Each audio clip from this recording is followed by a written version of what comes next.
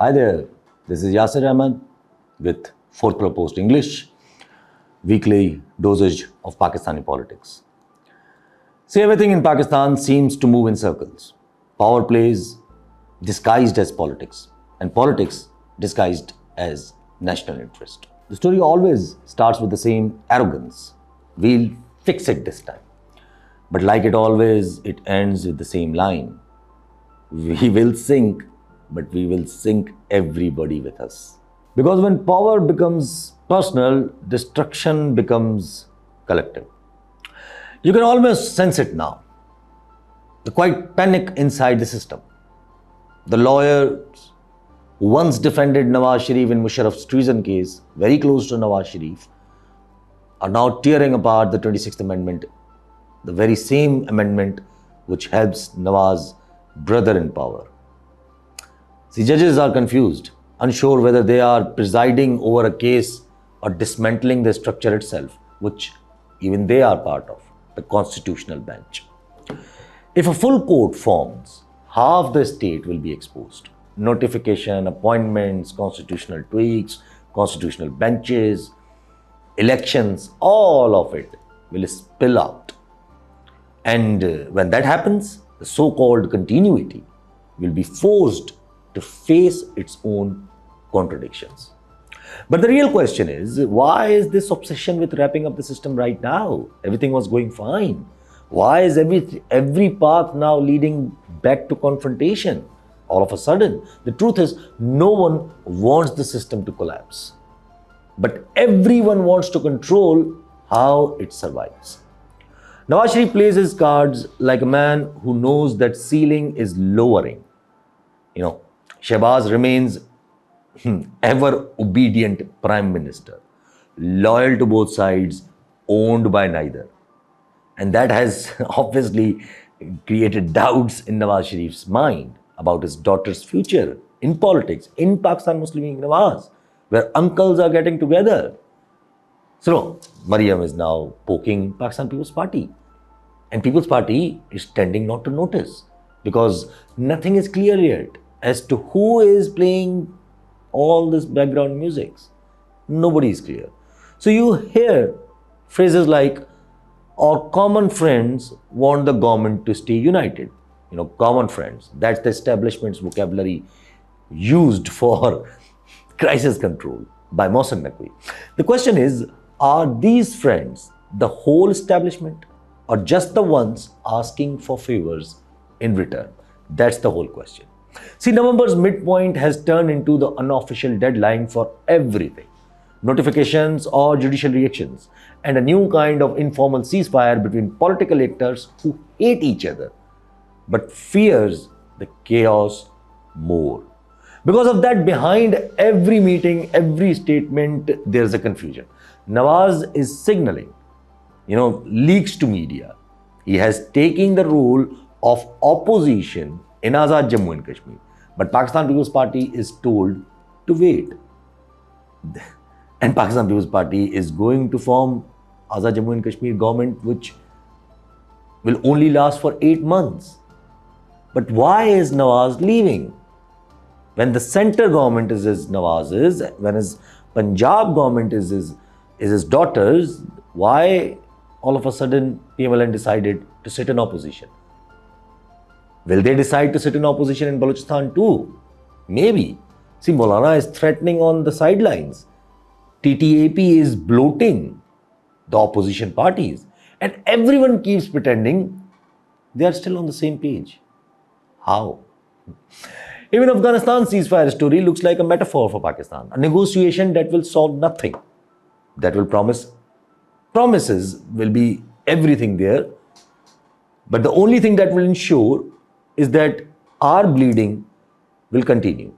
Because India-Afghanistan nexus. Afghanistan cannot defeat TTP. They will ask us to defeat TTP, but they will not ask India to withdraw funding. So what does that tell you? That tells you that we will continue to bleed. And at the same time, the Chief Minister from KPK still waits for his recognition. No one wants to talk to him because talking to him means talking to Khan. And no one wants that photo. So we are dragging it. And the longer we drag, the more dangerous KPK situation becomes. Vis-a-vis Afghanistan, vis-a-vis India. Meanwhile, everybody is boarding for Middle East, Egypt, Saudi Arabia. See, when power wobbles at home, Middle East is becoming a therapy for us right now. Because Trump wants a Muslim peacekeeping force to control Gaza immediately. But Israel is refusing for everything. You'll think they will accept for Pakistani troops at its border? I don't think so. If it does, it's only because you have good ties with Israel. And that says a lot about people in power in Pakistan. And if it happens, then obviously Saudi will play a big role, especially Saudi Defense Pact. Not because Israel has changed its ideas or motives. I don't think so Israel will do that, or Israel will let that happen and force on its border. No. Even Saudis know that. Even Trump knows that. But Trump doesn't care. He just wants a ceasefire, so his protests at home should stop. Mamdani's win can wreak havoc on Trump's future, even on Israel's. So Israel also wants to delay a situation, delay this attention. And Pakistan and we are just being foolish, just trying to look relevant. The irony is, every time Islamabad tries to look relevant abroad, it looks more. The irony is, every time Islamabad tries to look relevant abroad, it looks more irrelevant at home. When the Prime Minister smiles too wide next to Trump, literally licking, man, it will cost him quietly in Beijing. Why couldn't we think that? When he overperforms in America, when our leaders overperforms in America, they undercut their credibility in Arabic bloc due to Saudi Defense Pact, due to Israel's aggression. And the desperation is now visible, sir. Inside cabinets, inside the courts, even inside the uniform. Because the bubble isn't just economy anymore, it's an institutional now. See, even for the economy, we were told it was very bad, it was getting better, and now, I don't know what it was. And now, the finance minister is treating public policy like a spreadsheet, balancing numbers. Who gives a shit about people? The crypto experiment failed. Where is the crypto boy right these days? The praises tours by our Prime Minister brought nothing.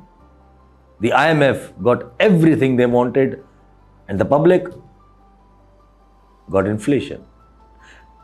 They told us markets will regulate themselves. But in countries like ours, even wheat is held hostage to political convenience. Look what is happening in Punjab. The rest of the country isn't doing anything any better too, sir. Everyone is compromised, bureaucracy is numb, judiciary is tired, pretending it doesn't know what's going on. The same establishment that once taught Zia lessons from Pinochet now seems to be taking lessons from General Sisi. Every crisis is a controlled rehearsal, a test to see how far they can go before the facade breaks. And yet, what's truly unsettling isn't the drama, it's the denial.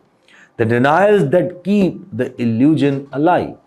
See, NCCIA, National Cybercrime Investigation Agency's officers disappearing with their families, no one is blinking. The agency meant to monitor influencers who were supporting Khan is itself being swallowed by other security agencies. What a joke. See, judges offer adjournments, not accountability. Look at the recent Islamabad High Court judgment about hearing or about meeting with Imran Khan. And every missing file, every missing person, every missing conscience becomes the new normal. And we should fear how Bangladesh has started, the trial of missing persons against the generals. We should fear that. Argentina did the same thing not so long ago. Someday, maybe. See, the TLP ban right now, like every ban before it, is another misplaced exercise. They were used, they were spent, and now discarded for a while. until they become important again for some other reason. The same officers in Punjab mocking them, mocking TLP and mocking the people who took them. Obviously, who took them? ISI.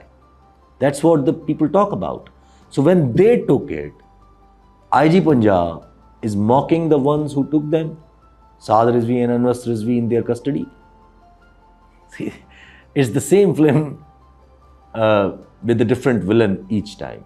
What people don't understand is every time you crush one radical group without fixing why it exists, so you're planting 10 more, actually. And that is what is happening in Punjab when it comes to crushing TLP. So here we are again. 26th Amendment unresolved, 27th waiting in shadows, which has created doubts. Nawaz is digging his heels. Shahbaz is doing nothing. Establishment is just trying to sustain. Pakistan People's Party is pretending to be adult. And Khan is refusing to bend. Everyone else does not know what is happening right now. So, if somebody thinks it can manage both sides or every side in this scenario and keeping the thought intact, I don't think so, because politics will outlast the establishment if it comes to that. And in between, the country is waiting again to only see who blinks first. And yet, the tragedy isn't just political, it's a psychological. Learned helplessness has turned national. The people who stopped expecting solutions, they only predict failures now. They don't vote for the leaders, they bet on survivors. Every time the system teases collapse, the street shrugs. Because they've seen this movie too many times. But the danger this time is different. The drag has gone too long and the economy is hollow. The judiciary is split and the establishment is indecisive. And the politicians are delusional right now, especially the ones in government. Every faction has convinced itself it's the last rational player left, which means no one is a rational player. By mid-November, this will either resolve through reluctant compromises or implode into controlled crisis. If the establishment still exists in our country, it will step in. If it's just a cabal, it will keep crushing till the crowd loses patience. Either way, the script is written one way or the other. The only suspense left is how ugly the climax gets. So once again, we stand in the same loop where the personal egos masquerade as national strategy, where every faction claims to be savior and where every savior ends up become another mistake. The actors change, but the line remains same. We'll sink, but we will make sure you sink with us.